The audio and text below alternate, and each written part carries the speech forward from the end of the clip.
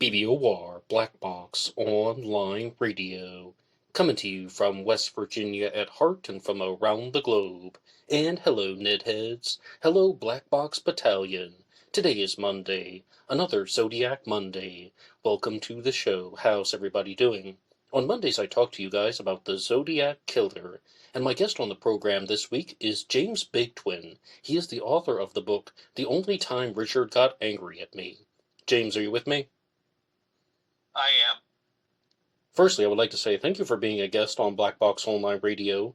And the Zodiac Killer is a very complicated mystery. But may I ask, do you know the identity of the Zodiac Killer? Not 100%, but I have found things that make me think more likely than not I have solved this. And what is the name of the Zodiac Killer? Mostly, in your opinion. Richard Gaikowski. At what level would you say your certainty is? I mean, you said not 100%, 75, 80%, 90%? 99. 99%. Wow, so we have a lot to talk about now. So, firstly, I wanted to read your book and to talk to you for a couple different reasons. When it was introduced to me, it was that not only did you do research on the case, but you knew Richard Gikowski personally, right? Yes, that's kind of where it all started. It's described in the book. In 2016, I was surfing the net. We were actually enjoying our newly fast internet. We sort of had dial-up, and we had a bad connection. And anyway, I was searching old names of people I had remembered, one of which was Richard Gaikowski. And of course, I'm sure everyone's done this. You Google someone, you get a couple of hits. Maybe some people have no hits. Richard Gikowski had, I don't know, 50,000 hits, maybe 100,000 hits. I don't remember, but it just went ding, ding, ding, ding, and it was Zodiac Killer, Zodiac Killer. I was completely floored, and quite frankly, I'm not an average, not really at that time, a true crime fan or follower. I wasn't even certain what Zodiac Killer was, other than say, well, I knew he was a serial killer. I saw, any number of things, including right off the bat the Mystery Quest episode about him, and I was completely incredulous. I knew Richard Gikowski from 1993 until 2002. I did subsequently find that we corresponded by email up through 2003, and he was the nicest guy. In fact, he was an incredibly interesting individual. He could talk for hours about politics or the old hippie days or punk rock scene, internet scene, all kinds of things. I met him when he came to my party. I held parties called techno-romantics. I'm a computer artist. They were actually described in a magazine once as salons, because I would ask for people to bring their art to the party, and we would discuss it. And it was a question of, how does emotion and or spirituality, if you will, comes through technological art. In 93, I moved from New York City, became bi-coastal, but got an apartment in San Francisco, and I described this to my roommates, and I pretty much remember them saying right off the bat, we need to invite Richard. And so I met him at a party that I threw there in my house in Bernal Heights, and I'll just say this up front. He was a great guy, and it was described to me that he could also sell me marijuana. And in fact, he had very high quality marijuana. And I would go over there to his house on Guerrero Street and invariably spend, a short visit at Richard's was probably a half an hour. We'd talk for hours. And then up through the late 90s, I didn't live in San Francisco anymore, but my work brought me there all the time. So land at SFO, get a rental car, go to the Jack in the Box on Bayshore, and then go over and see Richard. I probably did that routine more than 10 times. Okay, and if you want to pick up with some questions about that, I really have so many questions about your experiences, but I think we have to start from the very beginning. If you could take us all the way back into the early 90s, do you remember what were your absolute like first impressions of Richard Gaikowski other than him being nice? I mean, what was the experience like? Do you remember the first time you saw him? How did he act around other people? Everything. Very cordial, and I took him to be extremely intelligent, meaning he could talk about films. He could talk about. I wasn't aware at first at coding, and I know that to be a fact because later on, when I discovered how good of a coder he was, I was very surprised. And if he wasn't talking about Star Wars and Indiana Jones, he's talking about Fellini films. Quite frankly, things above my pay grade, and politics. I would say over half of what we talked about were politics. We shared some things in common. I'm from Indiana. I grew up on a pig farm, corn and soybeans too. My father was in the thing called the Farmers Union, and the Farmers Union is not the Farm Bureau. It's a bit more left wing, but people say, "What are you talking about the Farmers Union for?" Richard Gikowski is still the only person I have ever met outside of my little farming community who knew what the Farmers Union was, because he had worked for them back in South Dakota, and they're actually a very libertarian streak of organization. And then you can also gain common ground when it anagrams to FU. So there's actually headlines that might say, I think there is one that says, Gaikowski joins FU staff. And it wasn't a joke. It was literally the Farmers Union. Well, So I just took him to be a smart guy. He could talk about hippie days. He could talk about cyber. I was a raver, so I'd go to all-night dance parties with electronic music. And he could talk about be-ins. I've always been very fascinated by the so-called hippie era. I was born in 1965, so I was obviously just an infant. I knew, Vietnam protesters just as the old guys at that time, hippies. And but we got along really well, I have to say, and that leads me back up to 2016, which is just going, I can't believe it. I just can't believe it. I was telling everyone, I can't believe Richard could be a serial killer. now I know you wrote about this in your book because you have a very, very noteworthy section on it about how would you feel if you found out that your friend was accused of being a serial killer. And I guess I want to just ask you that directly, and I do recommend your book to people, but can you tell us what was that feeling like when you saw all of these accusations against someone you knew personally?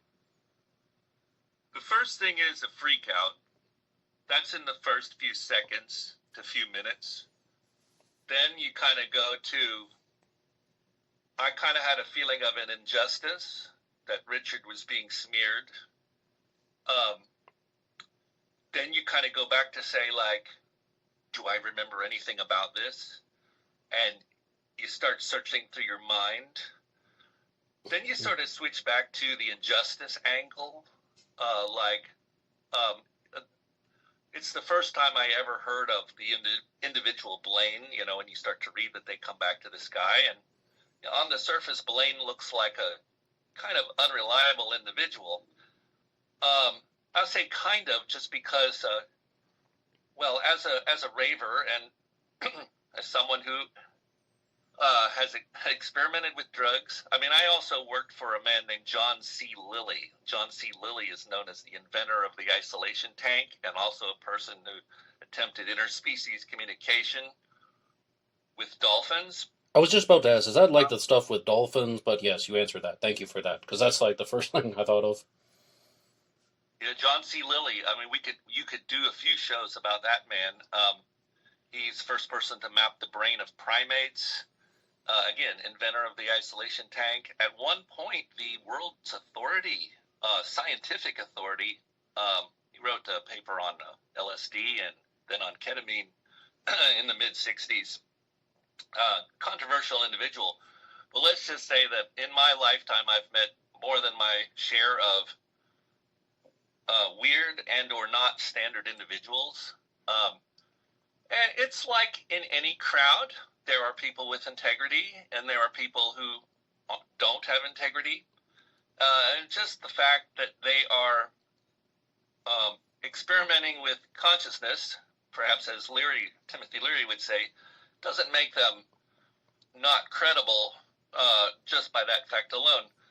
So back to how I felt.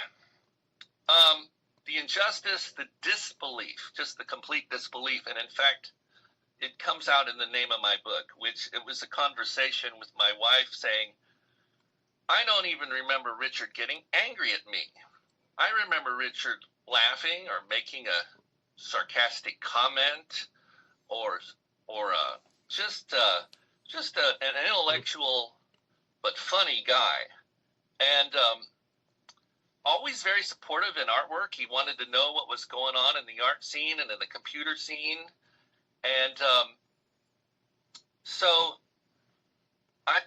somewhere around a few days, I don't even remember Richard getting angry at me. And then it hit me. Wait a minute. I did remember one time Richard got angry at me, like really angry. And it was about something stupid. And I'm bringing you through the process here because I'm not going to tell you that I remember every last thing that happened in 1990, probably 94 at this point, but not certain. It could have happened up through the year 2002. I'm certain it wasn't late in the relationship. I'm sure it was reasonably early. So 93 to 95 would be my best guess of the range. What was it? He stood up. What was it? And then I remembered. I actually I apologize. I'm getting ahead of myself. 1 point. Go ahead. I'm gonna back up for 1 point. Please. My disbelief. The first time the hair went up on the back of my neck was when we looked at the police sketches. Both my wife and I, she met Richard twice near the end of this time in the 2000s. We saw the sketch, and as I said, the hair went up on the back of my neck. I've seen extensive debate online saying the sketch doesn't look like Richard, and I have to completely disagree. I've seen it said things like, oh, he had a really wide face, not that. Richard's face got narrower as it came out. And in fact, you can see this in a lot of his photos. And again, a photograph, now that I'm a researcher for 2 years, 2+ years on this, I know one thing. Making identifications from photographs is an inexact science at best. The expression, the mood of the person, the lighting, the angle, hairstyles change. But Richard's face came out and got narrow, and the shape of it coming to the pointy chin and the squareness of the face. Well, anyway, we thought it looked like Richard right off the bat. Now, that was not enough to do it. So, sorry for that little detour. But coming back to the point of, I don't even remember him getting angry, and then I did. And I thought on it a while, and I finally remembered, and that's when the hair really went up on the back of my neck, which was, we were discussing politics, and I remember this being one of the longer conversations, and we were way into it, talking about, I remember starting off with coming out of World War II, and then how we went from Roosevelt to Eisenhower. I was from a family where my father would have said at the time that we were proud swing voters. We're not really any allegiance to either party. So I know that my father, for example, would have voted for Eisenhower, but then also voted for Kennedy, kind of thing. And I think he may have voted for Nixon the first time, but certainly not the second time. And he was a farmer who didn't like Reagan. Richard had things to comment on this, and that takes me back to bringing up the Farmers Union, which is they really are a libertarian type of organization, much, much smaller than the Farm Bureau. We got to Reagan, and Richard goes, well, you know, the reason for Reagan's success was that he had the best astrologers. And as I might have laughed there, I certainly chuckled, I think. I might have rolled my eyes. I'm not going to discount astrology. Now that I'm older, I've seen enough strange things in life to know that to give the idea of a mystical or spiritual side of things, I just don't dismiss it out of hand, even though I'm really oriented towards a scientist and reductionist sort of worldview. I would never imagine that astrology should be used for public policy, so to speak. And this was also at the time when it was well known that Nancy Reagan used astrologers. And I'm not really certain what I fully knew. This would have been, again, in the 90s when Clinton's president. It had been known, Reagan was old news even by then. And so I chuckled, and he was like, it was. And he stood up. I remember his lip quivering even, going, and and he said something along the lines of, astrology is not the horoscopes you read in the paper. Astrology is an ancient science that used mathematics, and it tracks things down to the second. And if you know the stars, you know when to make the decisions and all that. And I know that I resisted for some time, saying my opinion of Reagan was that he was an actor. Maybe all politicians are actors, but anyway, he looked the part. He projected strength. He could give a speech, really well.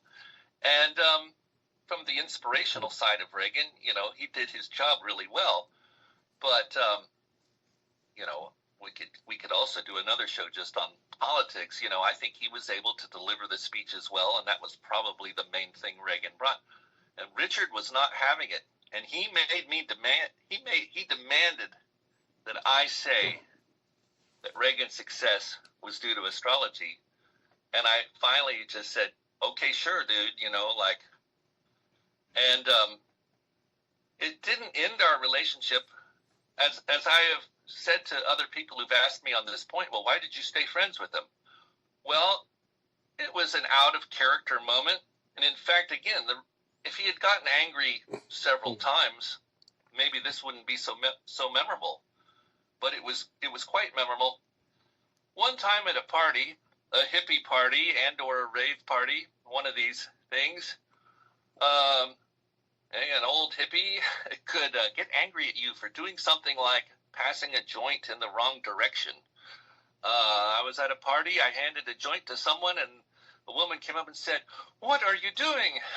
And I go, what am I doing? She said, "Pass it in the direction of the sun." Yeah, very particular about their esoteric stuff. They might have been talking about an all-nude orgy, or they might have painted their car in flowers, but it's really possible with some of those people, and those people. In any crowd, there's just people who cling to their beliefs, and you better follow them. And that's been my impression of the crowd of the late 60s and all. So, again, a lot of this has been contemplating on these past memories. I know that it didn't end our friendship, and I've tried to remember if there was another time Richard got angry, and no, I can't think of it. I would say, again, nice guy, intelligent guy, great conversation. He'll turn you on to things. We had a conversation about punk rock, and I thought I was into punk rock. I mean, the Black Flag or the Circle Jerks or, of course, the Dead Kennedys and all that. He started talking about bands I'd never even heard of. He reeled off maybe 10 bands, and the only one I'd ever heard of were the Dicks. And I knew of them because the Dicks had played at a party at Stanford. I learned then that I really, the bands that I knew were, I think the real punk crowd might have called them sellouts. They were just the ones that had gotten a record deal. But there was this enormous scene that I really didn't know anything about and was kind of just clueless. And so, but not Richard. Richard knew all kinds of things. So that's what spurred me to start investigating Zodiac. I was like, okay, you have this memory. Richard got really angry, and it even wasn't about astrology per se. It was that Reagan had really good astrologers.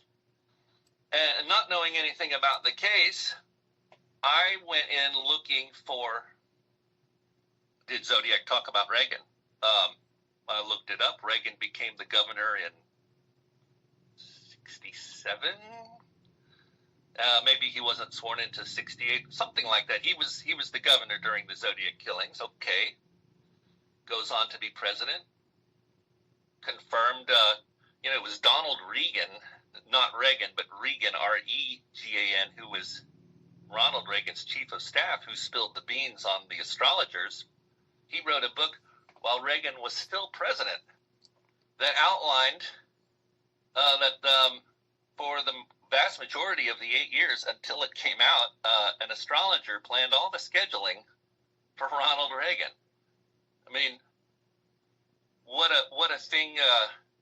I think the average American would go, Ronald Reagan, strong Christian. He the religious right loved him, and he was all apple pie in America. And I'm not saying astrology isn't, but you go like, wow, talk about stuff. The second best memory I have of Richard would be later on in the 90s. I came and visited him, and he was all excited. He's like, I want to show you my new software. And it was for tarot cards.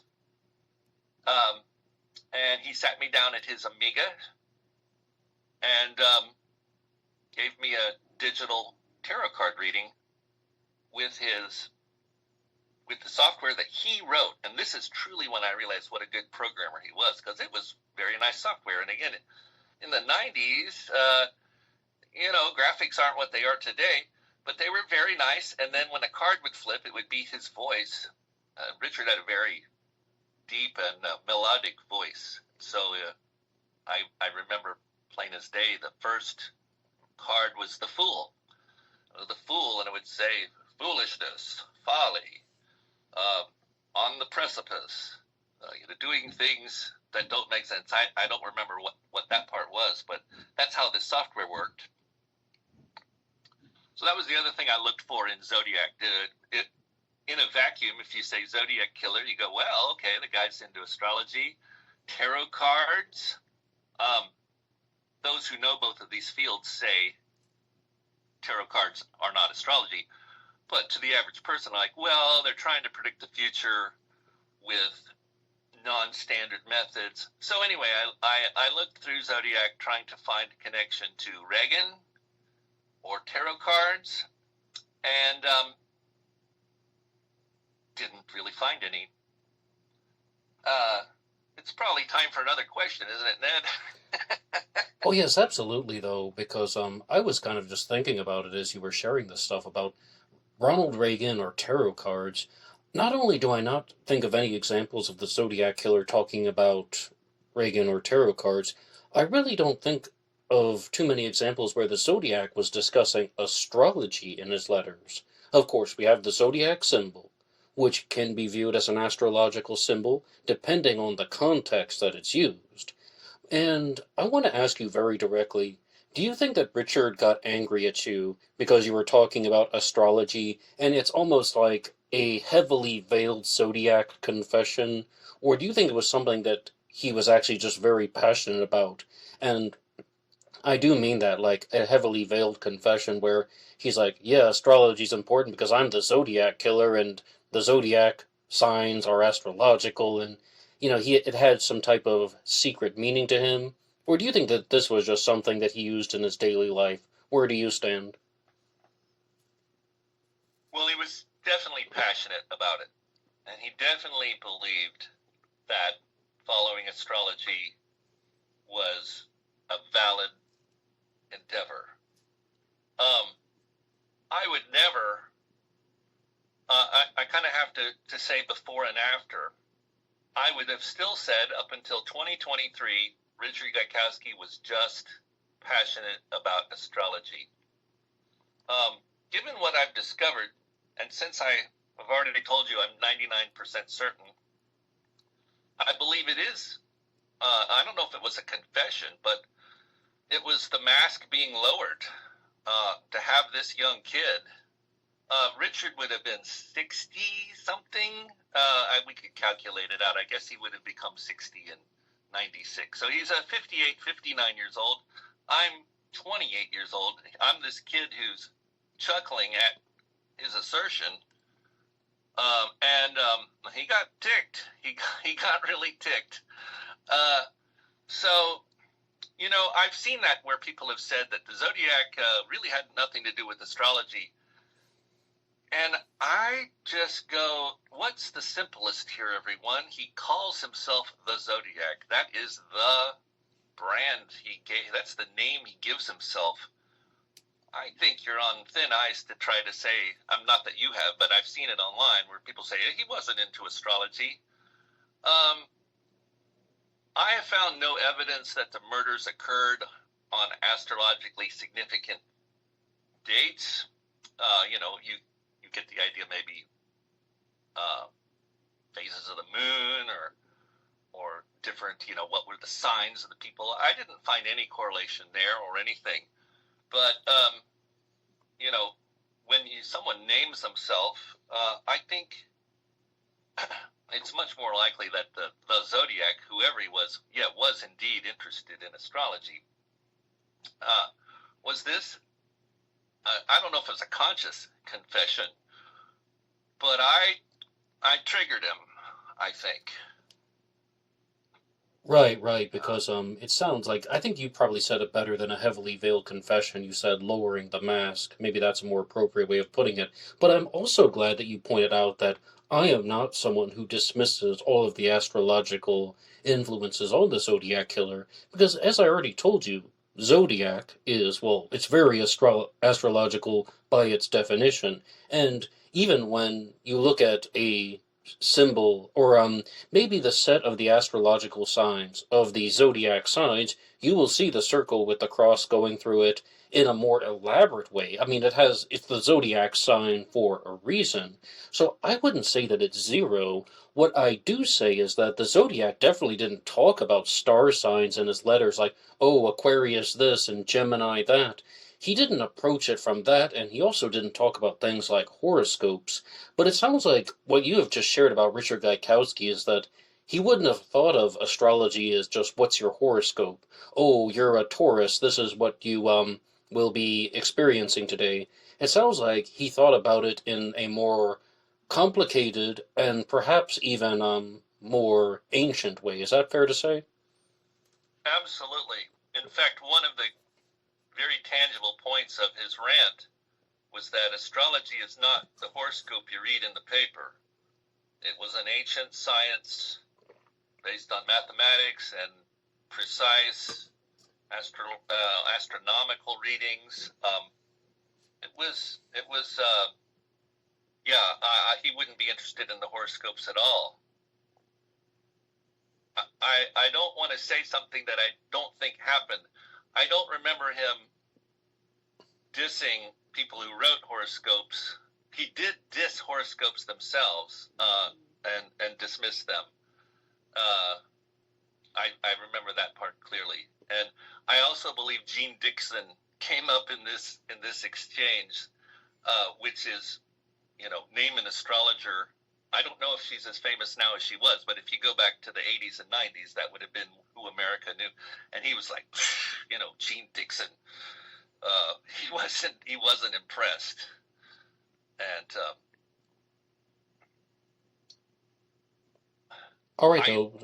We get ahead of this whole thing. I do not remember him mentioning Joan Quigley, Reagan's astrologer at the time, but that probably comes a bit later in this interview. Well, actually, I think it's really interesting that you mentioned Donald T. Reagan, because I've gone through a handful of conspiracy theories in my time, and Donald T. Reagan comes up with that. During one of the terms, he was Reagan's chief of staff, and then he becomes a secretary of a cabinet in another one, right? And he gets accused of being a KGB agent, like someone who's like a double agent working for the U.S. and for the Soviet Union, and all theoretical. So just saying, he's seems like he has his hands in a couple different parts of American lore. But there really is something though that I have to come back to, and if we're going to talk about Richard Gaikowski as a Zodiac killer suspect, you began the interview by stating that you are 99% certain that Gaik was the Zodiac, and I would like to know what sets your observations apart from other people who have claimed to have solved the Zodiac mystery. I have two pieces of physical evidence that I cannot explain. Physical evidence, great. Let's do it. Well, just quickly, by sometime in 2017, early 2018, I was done with this. It's a black hole of time. Not exactly a true crime fan, Ned. I didn't find anything, and I even looked it up this morning to make certain. I took a photograph. I mailed an anonymous letter with what I knew to the SFPD in July 2018. We were on a cross-country trip, and I mailed it from suburban Kansas City because it was perfectly in the center of the United States, so geographically it was untraceable to me. I didn't want any part of this, but you never know what someone's investigating. I have no idea if the SFPD is working on a Reagan angle or a tarot card angle. So I put my stuff in a letter and sent it off 2018. This is all done.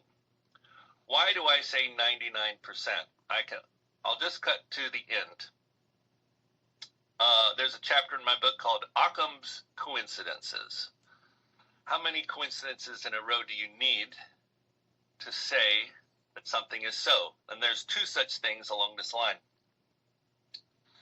Starting in COVID, so I was the editor of the Stanford Chaparral in 1987 and 88. That is Stanford's humor magazine. We're Stanford's Harvard Lampoon.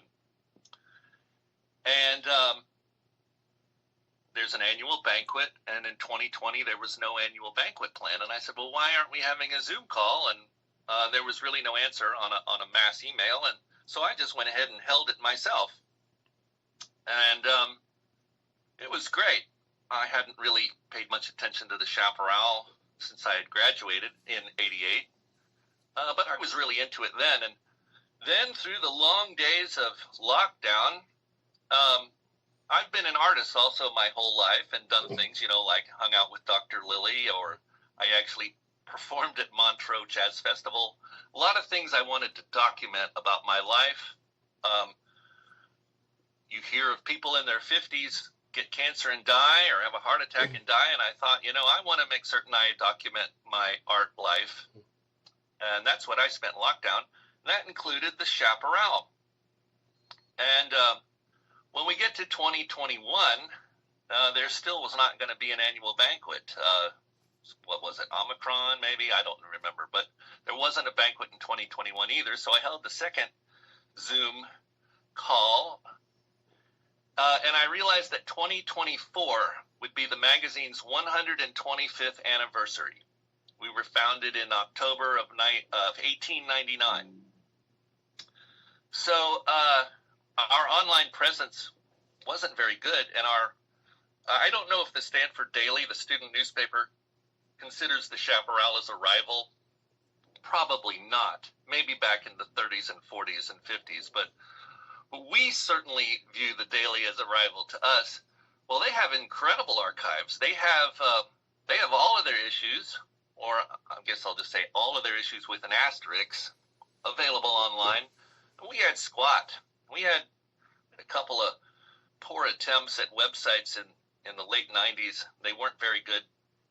So I suggested to the group what we began calling the Chaparral 125 Project, that we were going to try to find every Chaparral issue and digitize them and get them online and work towards a really big party in October 24. We had monthly Zoom meetings, and in 2022, one night, the conversation wandered over to the Stanford murders. The Stanford murders were 4 murders, at least 4 famous murders. There's actually more than 4, but 4 famous murders that happened over an 18-month period in 1973 and 1974. And the guy who brought this up, or the talk, was, they've all been solved by DNA, all 4. So during this Zoom call, when I hear that there are these murders at Stanford, I was kind of like, wow, I wonder, could it have been Zodiac, and that was dispelled in the first 5 minutes where they say they've all been solved. So the Zoom call continues to go on, and several minutes later, the guy comes back on. He goes, "I've been Googling. One of them's still a cold case." And again, well, in my book, I say it's the close encounters music, or the weird music, or the hair going up on the back of your neck. I'm like, one of them's still a cold case. So, that was intriguing, and I was already deep into researching the 125 years, and me and one other guy ended up doing almost all of the research for this project. We had people write articles eventually. I started to wonder if, could it have been Zodiac? David Levine murdered September 11th, 1973 at night with a estimated 10-inch knife. Sound familiar? Sound like Lake Berryessa? I thought so. The police say they think it was a stranger, just a random stranger. They say they have no idea that David Levine, why would he be out at 1 a.m., which from the first time I read that, I'm like, oh my God, they have no idea about college students. I was out on campus at 1 a.m. because I was partying, but the studious students are out at 1 a.m. because they're coming back from the library. I started to look to see if really just could I find anything that was Zodiac in all of this. Not if there was anything that was Richard, since I was going through all these old newspapers anyway. In February 2024, I found a byline in a Stanford Chaparral for Dick Gikowski, or Geeky, depending upon how you want to pronounce it, Dickgekie. It's a Scottish name. I subsequently have learned all this stuff. It's a Scottish name, and the Scots do say geeky. I've had someone come up to say, well, it's more like geeky. As someone from German heritage, and this would be the same for someone from Polish heritage, the Geike would indeed be Geike, because the second of the 2 vowels carries the day. Dick Geike. So again, this mysterious music, I think, could all I got to do is find Dick Geike, and it's not Dick Geike. Spoiler alert, it's 2.5 years later, and the identity of Dick Geike is still elusive. The issue of the Chaparral that I found, I confirmed to be a fake, a prank. a prank made in 1971 and slipped into the archives of the Chaparral. Out of Time slipped into the archives of Stanford's Green Library. Slipped into the loose issue archive as well, a manila envelope of each issue, and there's probably 5 to 8 issues of each one. Dick Gikowski. Who is Dick Gikowski? He writes articles, very professional, looks like someone with newspaper skills. That's one. Now, that's not saying that Dick Gikowski's Zodiac. Oh, yes, because I'm going to have to come back to that. I subsequently found, we'll get to the 99%, I'll just tell you now. Okay. In the October 31st, 1969 Stanford Daily are coincidences between a review of the Mikado and a letter to the editor about the Zodiac Killer that, well, why do I say 99% and not 100%? Yes. Because lightning does strike. Because if you roll 2 dice, once in every few million times, the dice land on top of one another in a stack. It's been documented in casinos that 2 dice can do that. Of course. It's possible. Unless several coincidences, several F's of a coincidence, as I say, all happen. The only conclusion is that there are blemishes on the article that align exactly over the letter to the editor, and not just exactly over the letter to the editor. They're shaped in such a way that they go exactly over the words the Zodiac and Stanford. There's other coincidences in this issue, and unless you can come up with many, many, many lightning strike type coincidences, I believe a rational person comes to the conclusion that the Zodiac, whoever it was, created these coincidences, these aligned articles with the blemishes on top of them. So combined with the fact that I believe Richard was on campus, writing under an assumed name, under a variation of Gike, and that I am 100% certain that the Zodiac made the Mikado coincidences. That's how I make my statement. Okay, though, so, I mean, I think we just need a little bit of clarity for the audience in case someone has not read your book. What would be the specific pieces of information in these articles that you would say are perfect overlays, or that would indicate that they were written by the same person and that person was most likely the Zodiac Killer? And I understand that you have a book out and you might not want to reveal everything that's in the book, but I mean, I think the audience is really going to want to know these exact points. I have no problem releasing everything. In fact, I will eventually post everything online. I just as a starter, I wrote the book because my points are complex. The story is complex, and it just doesn't work in little sound bites. So I wanted to get it all out on paper and lay out all of my reasoning. And once again, I would like to thank James Bigtwin for appearing on Black Box Online Radio's Zodiac Monday. And as you could tell from that version, this was abridged and edited. And I've been doing several bonus episodes on Thursdays about the Zodiac Killer here on BBO War. And this Thursday, I will be releasing the full unedited interview with James Bigtwin. There were a couple reasons why I decided to do this.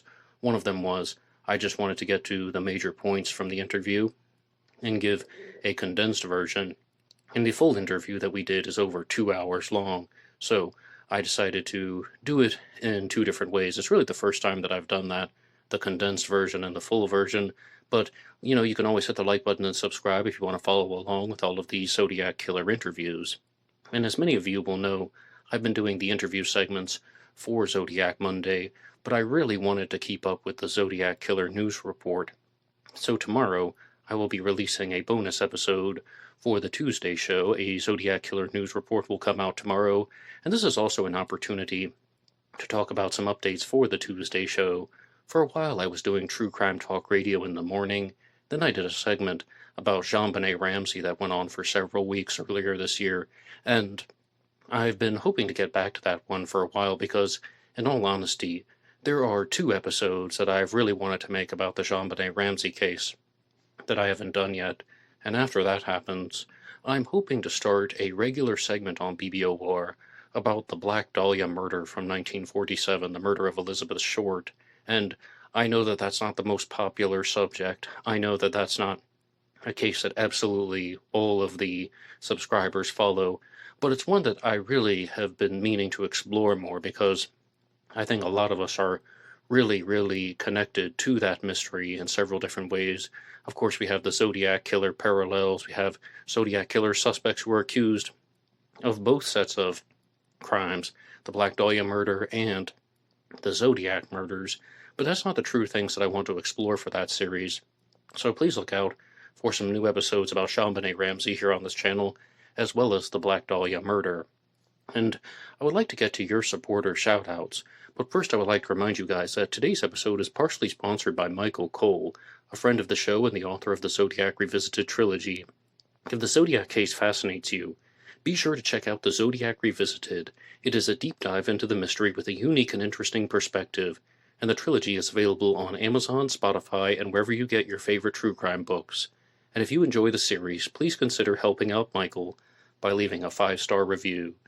And every Monday here on Black Box Online Radio, I give you guys your supporter shoutouts because you can support this channel at buymeacoffee.com, buymeacoffee.com/blackboxned88, and this allows you to make a donation or contribution to help support the show, and anybody who makes a donation will get a shoutout on Zodiac Monday. And our first one comes to us from Batman66. Batman bought you a coffee. I never get tired of saying that. Batman66, thank you so much for your regular and consistent support. And of course, we have River Prawn Pottery, another regular and consistent supporter. River Prawn Pottery, I thank you as well, and also for all of the comments that you've been leaving about the Zodiac Killer mystery and all of the connected stories. And of course, we also have CZ Guy, another regular and consistent supporter. You three have been absolutely amazing with everything that you have done and shared for Black Box Online Radio, and I cannot thank you enough. And also on buymeacoffee.com, we have a supporter shout-out that is coming to us from Tonesker, and Tonesker says, "Really enjoy your BBO War. Thanks for all your work." Well, Tonesker, I really do sometimes think of this as work, but I really just like talking about these unsolved mysteries with you guys, as well as other true crime cases. And for other episodes on Black Box Online Radio, we get more into psychology and just looking at human behavior. And this is some of the most fascinating things in the world to me. So, sometimes it's work, but also I just like engaging with you guys here on Zodiac Monday as well as on the other shows. And our next one comes to us on buymeacoffee.com from Justice Talks True Crime, and it says, "In regards to the Lake Berryessa attack, what do you think about the idea that the Zodiac wore the costume as part of his ruse, that he was an escaped con, specifically because he felt the physical appearance was too unassuming and that he wouldn't be taken as a serious threat if they could see his face? Personally, I think this is also why he put on the clip-on shades over his eyes, since he needed them to see, but they subtracted from the image that he was trying to convey."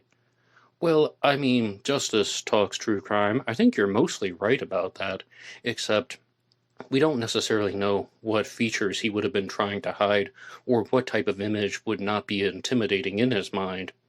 I absolutely think that he wore the costume because he wanted to be intimidating, he wanted to be scary, and I do mean that he wanted to scare the people, and maybe he had some type of non-threatening appearance.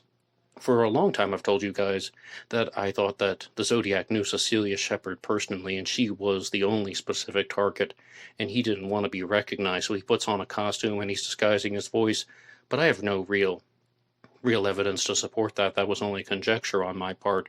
But what there is evidence to support is that this guy wore a costume that had no benefit to the crime other than intimidation.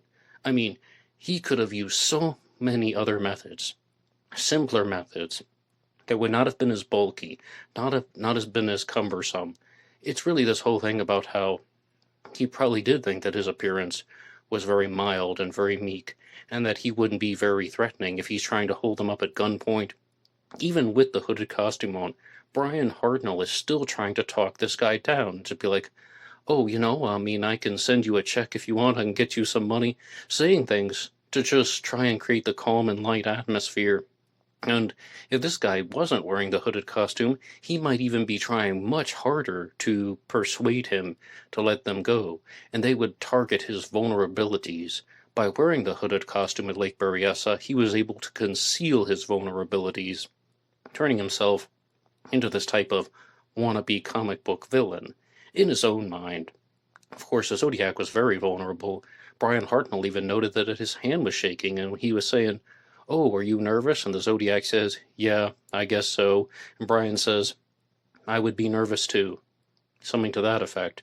So yes, I think that you're mostly correct, but I always have to throw in these conditions that we don't necessarily know exactly 100% what the Zodiac was thinking, but if I had to guess, and if I had to use the clues, I would not only suspect that he was wearing the costume to be scary and intimidating, and that he thought that his real face would come across as weak, and that they would try and take advantage of him. I mean, that's quite possible. But I think that the Lake Berryessa hood already existed. I don't think he made it himself. I think that it was an executioner's hood that was from some type of costume. And I don't necessarily know if it was used in the theater. A lot of people think that maybe it was from the Mikado or maybe even the Renaissance Fair that Jared Kobeck was talking about. But instead, I think that it was something that was used as an existing costume, an executioner's hood, and then he just easily modified it. But thank you for the question and comment there. And the next one that we have is from Dolores Dickerson, who says, thanks for your excellent reporting. And one more time, that was on buymeacoffee.com. And I really have to just thank all of you amazing supporters. Anybody can support the channel at buymeacoffee.com/blackboxned88, but also a big thank you to all of the subscribers who really just share a lot of things for Black Box Online Radio, and you guys leave amazing comments in a section down below. And normally, on Zodiac Monday, I give out the award for the comment of the week. But that one is going to come out tomorrow. I'll give out that award tomorrow because it's going to be worked in to a very large discussion that we're going to be having for the Zodiac Killer News Report. So please drop some comments down below, and maybe your comment will be chosen for the comment of the week. Please look out for new episodes about JonBenet and the Black Dahlia on this channel, and also there will be the regular segments about Jack the Ripper on Wednesday, Ripper Wednesday, and Cooper Friday, talking about D.B. Cooper. And that's all for me now, and please look out for Thursday for the full, unedited interview with James Bigtwin here on Black Box Online Radio, and I'll talk to you guys next time. Good.